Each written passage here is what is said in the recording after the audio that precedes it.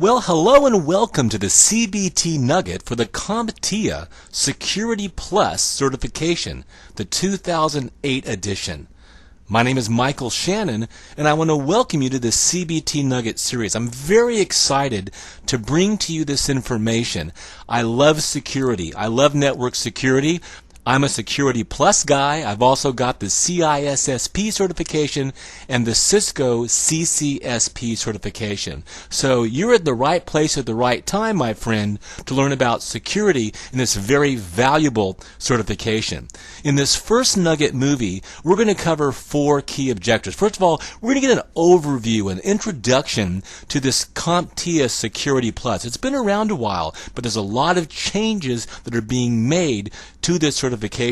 We'll also look at the 6 domains of the Security Plus initiative and the different percentages that the domains make up. We'll also look at a breakdown of some of the objectives within those domains. And then finally, I'll give you some tips, some best practices on how to approach this CBT Nugget series to be as successful as you can as a Security Plus candidate and a security professional in this growing industry. The CompTIA Security Plus certification has been around for several years. This is the new 2008 edition. Realize that Security Plus from CompTIA is a vendor-neutral credential, so it's not going to focus on Microsoft technology or Cisco technology or Unix or Linux or so forth. It's basically an open, standard, vendor-neutral, internationally recognized validation of skills and knowledge of foundation-level security. And it's used by many organizations and many security professionals all around the world. The knowledge base and the skills that are measured by the Security Plus examination have been extracted from an industry-wide job task analysis, or JTA, and they were validated using an international or global survey in the 4th quarter of 2007. So this is cutting-edge information. Now, the results of this survey were put together and compiled to help validate the content, the objectives in the 6 domains that we're going to look at later on in this introduction. It also helped to derive the overall weighting domains. For example, how much % of the examination each domain makes up. So this guarantees pretty much the relative importance of the content.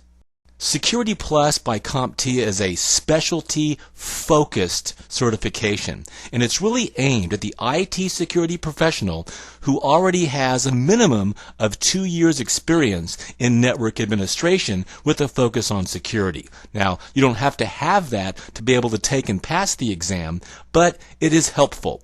You also want to have some day-to-day technical information security experience. If you don't yet have that experience, don't worry. This CBT Nugget is going to help you prepare for that real-world experience. I'll be able to pass along my years of knowledge and experience as a consultant, as a trainer, as an author, as a security technician, and you can take that information, pass the exam, and take that to your prospective employer. The Security Plus is also aimed at the professional who has a broad knowledge of security concerns and implementation within several security domains. So let's go ahead and take a look at the 6 domains of the Security Plus 2008 edition. So as I said, there are 6 domains to the Security Plus 2008. Domain 1.0 is Systems Security, and this makes up 21% of the exam, or over 1/5 of the information. Domain 2.0 is Network Infrastructure, 20% of the exam. Then you have Domain 3, Access Control, at 17% of the exam. Domain 4, Assessments and Audits, 15% of the exam. Cryptography, also 15% of the exam. And Organizational Security, 12% of the exam. Now, what types of topics would you expect or objectives in the system security domain?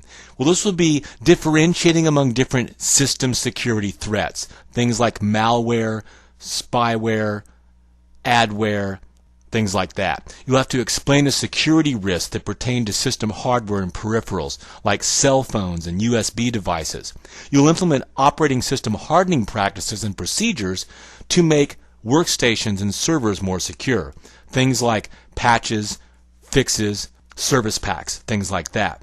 You want to know how to carry out appropriate procedures to establish application security for components like ActiveX and Java and cookies, peer-to-peer file sharing programs. You want to know how to implement security applications like host-based IDS, personal software firewalls, antivirus, and anti-spam. You'll also want to be able to explain the purpose and application of virtualization technology. That's the first domain. The second domain is network infrastructure.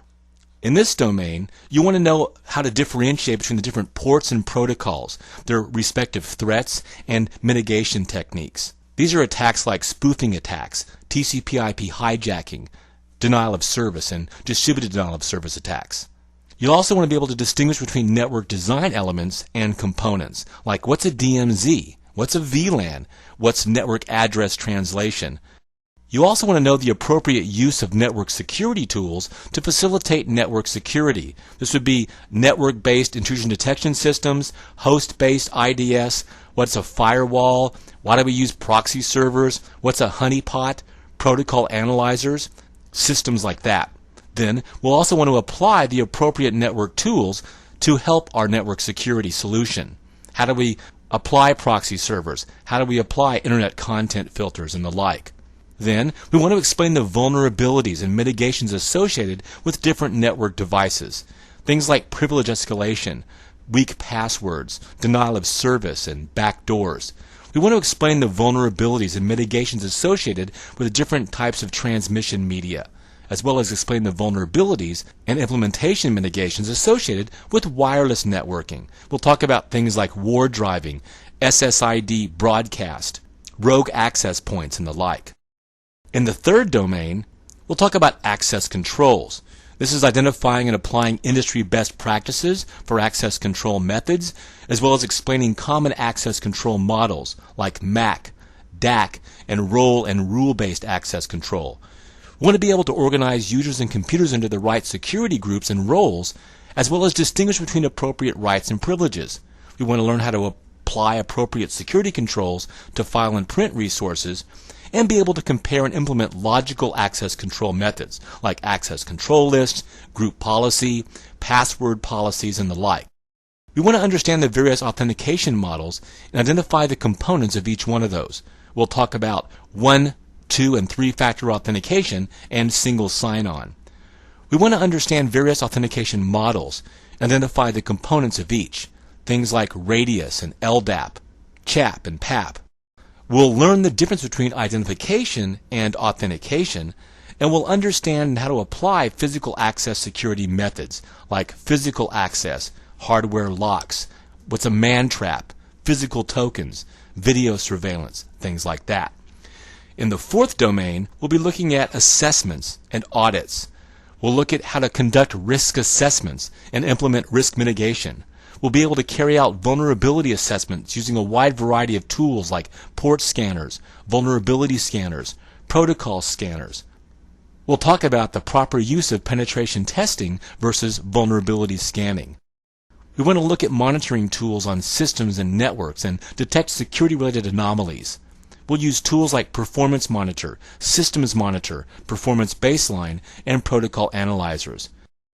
We want to be able to compare and contrast different types of monitoring methodologies, like behavior-based, signature-based, and anomaly-based. We want to execute proper logging procedures and evaluate the results. We'll look at different applications and services, and we'll look at the importance of conducting periodic audits of system security settings. The fifth domain is the domain of cryptography, and we'll look at a wide variety of general cryptography concepts, things like key management.